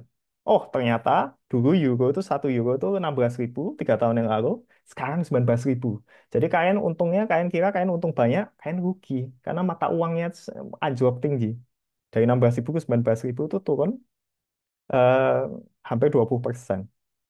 Jadi justru kok dihitung benar-benar dihitung secara benar-benar dihitung kan rugi BTW. Kalau misalnya itu terjadi. Jadi aku pribadi kalau misalnya uangku euro, aku tetap taruhnya di deposito euro karena euro lebih stabil. Walaupun cuma walaupun cuma 2,7% depositonya. Tapi at least aku tahu oh euro ini ya segitu-segitu aja. Maksudnya kalau misalnya nggak perang, at least kalau nggak ada perang tambahan, itu euro itu stabil banget. Yang bikin kemarin turun jadi 14.000 di 2022 karena perang Ukraina. Tapi kan harus mempertimbangkan itu. Deposito di Indonesia itu kenapa kok dia tuh bunganya lebih tinggi? Karena emang sebagai negara berkembang dan rupiah sebagai mata uang yang tidak terlalu reliable, itu emang emang ada risiko risiko mata uangnya turun juga. Jadi ya itu, ya sama aja bohong kan kita taruh di 2023 atau 2022, kita taruh 1.000 euro, pas itu 1 euro itu cuma 16.000, sekarang 1 euro tapi 19.000. Jadi kalau kita transfer balik ke euro, kita malah dapat uangnya lebih sedikit daripada dulu kita dulu kita investasiin. Itu nyata dan ini benar-benar terjadi. Itu sih. Itu pertimbangan kuat banget buat kalian ya. Jangan lupa bunganya lebih tinggi, tapi di Indonesia mata uangnya juga nggak nggak ada jaminan bisa naik bisa turun. Euro juga sih, tapi euro lebih stabil juga.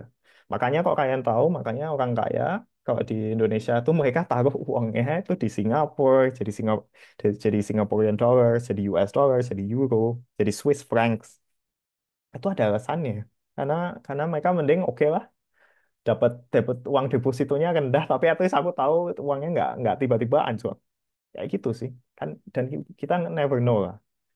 Sekarang 19.000 aja aku lumayan lumayan kaget. Ini pertama kali aku seumur hidup lihat. Kayaknya emang all time high ya. 1 euro itu 19.000 itu all time high.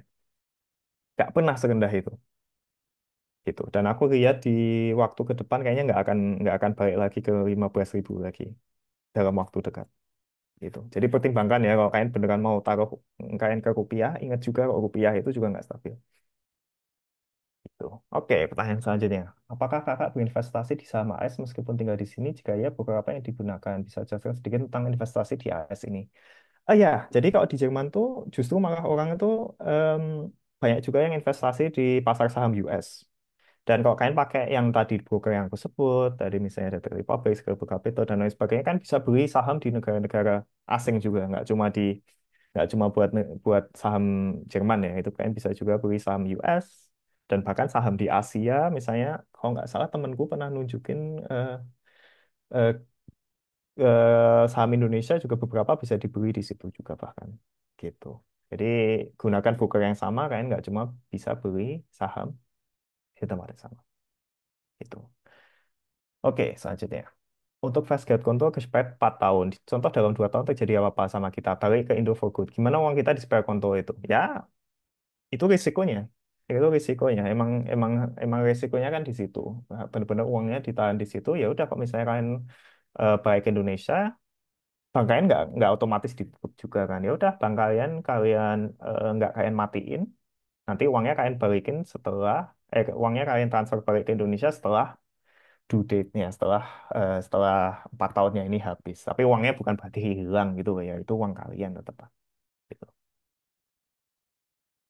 Itu selanjutnya, bagaimana tren saham IPO di Jerman? Lalu bagaimana cara membeli saham IPO di Jerman? Apakah melalui sekuritas masing-masing atau harus melalui sistem dari bursa? Jadi kok IPO di Jerman, IPO di mana-mana itu sama sih teman-teman. Jadi pertamanya tinggi banget kan sahamnya naik, hype-nya tinggi terus nanti turun turun turun. Biasanya biasanya awal-awal juga kayak gitu. Tergantung perusahaannya kalau performnya bagus ya jelas nanti setelah naik turun terus nanti naik lagi. Sama juga di sini juga kayak gitu. Dan belinya bisa dari bisa em, kalau belinya di situ em, harus di bursa-bursa tertentu sih. Aku pribadi kalau ini aku harus mengakui daripada aku asal ngomong aku pribadi belum pernah beli yang perusahaan saham yang di IPO. Cuma aku tahu trennya ya sama kayak di Indonesia gitu. Jadi IPO kan euforianya tinggi, sahamnya naik, nanti agak terus nanti turun, nanti tergantung performance perusahaannya nanti bakal naik atau turun atau stagnan, ya gitu. Oke. Selanjutnya, dengan pajak gains yang tinggi di Jerman, apakah masih worth it untuk day trading di Jerman? Dan jawabanku jelas enggak worth it. Pribadi, maksudnya menurutku pribadi enggak worth it day trading di Jerman. Karena pajak gainsnya itu tinggi banget. Dan ini juga termasuk di disclaimerku BTW. Aku nggak aku out of scope banget trading di webinar ini. Aku menurutku kayak ya maksudnya aku percaya kan mayoritas dari kalian tuh kayak aku kalian punya pekerjaan, sekolah dan lain sebagainya punya kesibukan jadi nggak sempat buat day trading. Dan day trading kan risky banget. Dan ya mungkin yang tanya ini benar-benar apa dia day trader garis keras dan dia percaya day trader itu pasti ngalahin orang yang cuma naruh uang di saham-saham aman atau di ETF, reksadana dan lain sebagainya. Tapi kalau dilihat dalam jangka panjang itu returnnya nggak beda jauh atau bahkan lebih lebih menang em, lebih menang orang yang itu sih yang investnya jangka panjang in my opinion.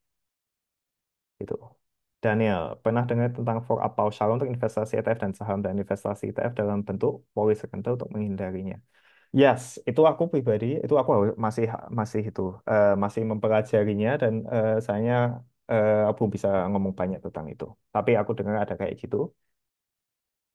Em, tapi aku Daniel aku sayanya belum bisa kasih informasi banyak tentang itu. Gitu. Broker investasi kripto di Jerman apakah sebanyak di Indonesia? Iya, ada banyak juga. Maksudnya klik aja linknya, pilihannya ada banyak. Bitfavo, Coinbase, Binance, Bitpanda, dan lain sebagainya. Jadi nggak kalah banyak di sini. Gitu. Lebih risiko forex, Bitcoin, atau saham, bro? Saham kan ada macam-macam ya. Jadi, kalau aku sih pribadi lebih riskan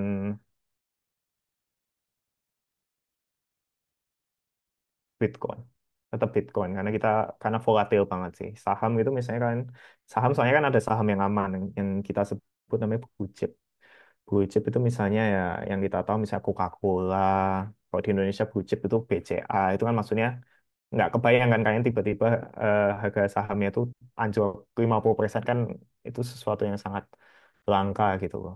Em, tapi kok Bitcoin tuh benar-benar bisa terjadi mungkin di 1-2 tahun ke depan tiba-tiba mereka turun 50% lagi terus nanti naik sekian ratus persen kan bisa juga. Jadi paling riskan betul Bitcoin. Forex itu nggak tahu riskan, betul. Maksudnya bahkan mata uang dunia itu yang benar-benar orang trade itu terbatas banget kan cuma yen, euro. Maksudnya yang umum ya yen, euro, USD, Swiss francs, to British pounds of course.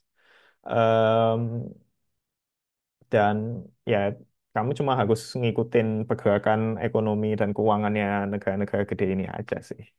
Jadi sebenarnya nggak terlalu forex itu kalau misalnya orang emang niat buat mempelajari itu nggak seriski itu kan, nggak kebayang juga. Bahkan rupiah aja misalnya yang hitungannya termasuk yang nggak stabil itu, nggak kebayang kan yang 1 euro tiba-tiba besok jadi 25.000 kan tidak terjadi dalam waktu dekat. Tuh, oke. Sip, ini udah 11:37 di waktu Jerman. Mungkin aku jawab tiga ini, terus kan kita tutup aja ya berarti habis itu NG. Oke, aplikasi apa yang direkomendasikan kalau mau main saham di Jerman? Itu ada linknya, saya akan kalian buka, kalian bisa tentukan sendiri mana yang cocok. Investasi saham untuk long term maksud saya. Oke. Oh, sorry, ada yang kelewatan. Seperti karena yang berbasis di Swedia, apakah berpengaruh terhadap proses tax separation meskipun sama-sama negara Uni Eropa? Karena yang berbasis di Swedia. Jadi gini ya, Eh, aku agak bingung kamu maksudmu saham Karna atau kamu mau mau bikin target scale atau fast scale atau di Karna karena intinya gini karena kan maksudnya setiap perusahaan yang mau aktif di Jerman tuh kebanyakan itu mereka punya anak perusahaan di sini. Jadi karena yang ada di sini tuh karena GmbH gitu. Jadi proses tax declaration-nya sama aja kayak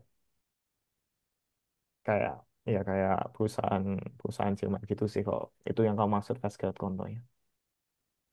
Apakah ada deposito yang 3 bulanan di mana? Deposito 3 bulanan tuh jarang. Biasanya ya kamu sekalian pakai Fastgeld konto gitu sih. Gitu. Tapi ya Fastgeld untuk 3 bulan ada. Kamu cek aja sih di link yang aku kasih itu. Kamu cari yang 3 bulan. Tapi biasanya sih kalau nggak yang per harian tuh biasanya langsung sekalian 1, 2, 3, 4 tahun gitu sih. Ya, Alright. ya, terima kasih Kak Akasa. Baik, karena keterbatasan waktu, sesi tanya jawab kita cukupi sampai di sini. Dan Kak Akasa mungkin boleh balik ke main Yes. PPT-nya. Mhm.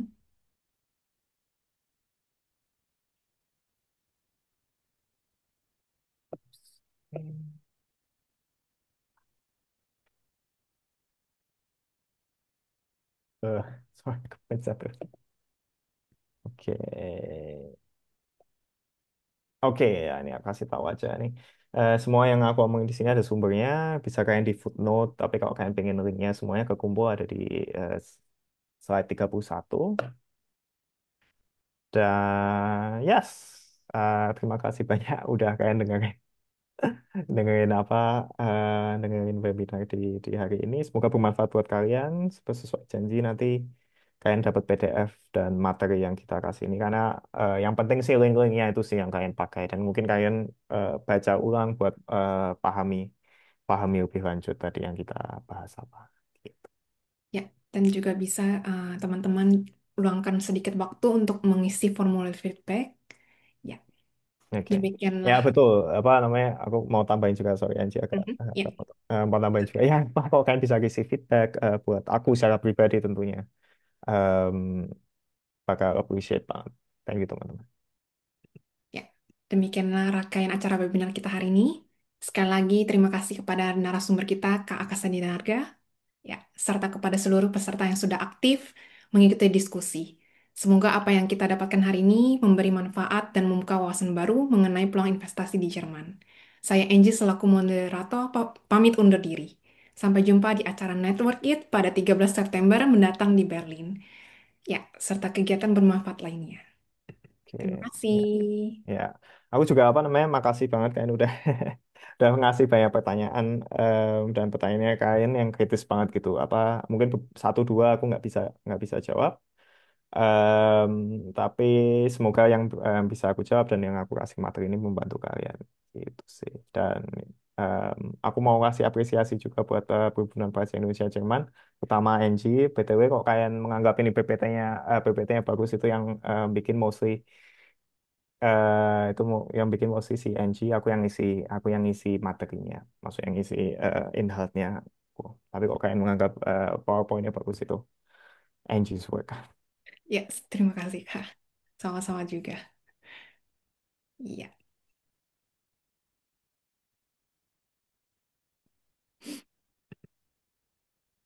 Oke. Oke. Ya, tapi mumpung kalian ngisi formulir feedback apa namanya, mungkin kalau misalnya apa nggak usah yang lewat Q&A tadi, aku bisa stay 3 menit lagi. Kalau kalian masih ada yang mau ditanyain, bisa open kamera. Bukan open kamera, open mic juga sih. Aku sih santai aja ya. Mumpung ada 3 menit daripada kalian bosen cuma ngisi formulir feedback.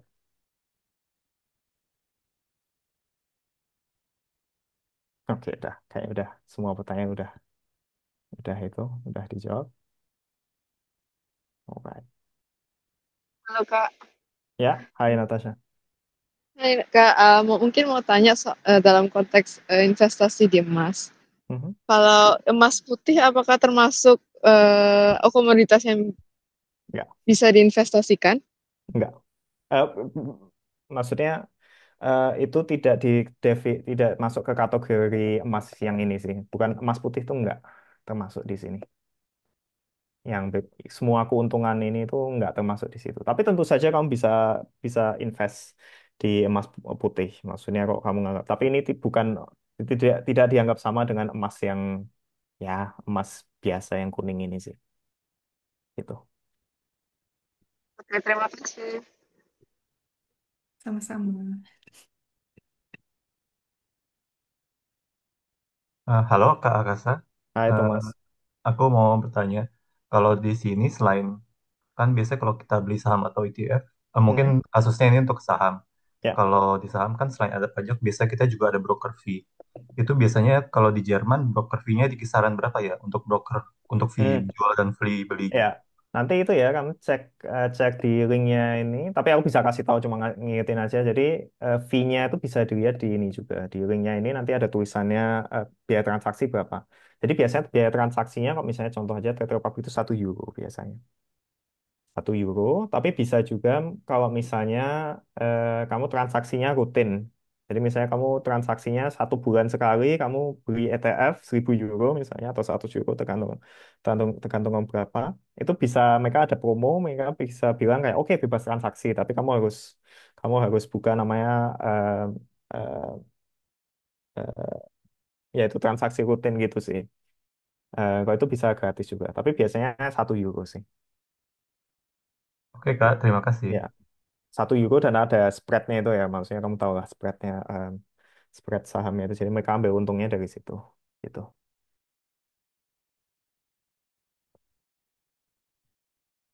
Sip. Tuh. Ada lagi?